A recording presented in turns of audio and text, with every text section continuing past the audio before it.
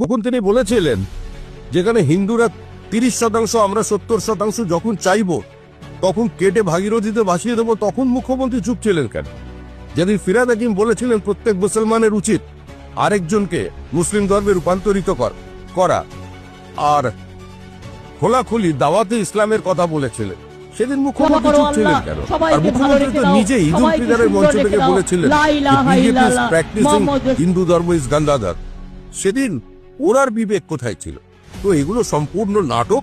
তৃণমূল ওখানে বাবরের রাজ প্রতিষ্ঠা করতে চাইছে। পশ্চিমবঙ্গের মানুষ শুধু নয়, ভারতবর্ষের মানুষ সেটা হতে দেবে না।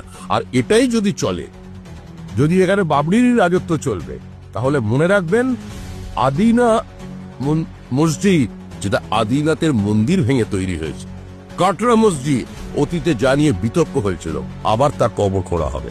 সেটা আমার মনে হয় না কোনো সুস্থ সমাজ সেটা কাছে সেটা কম।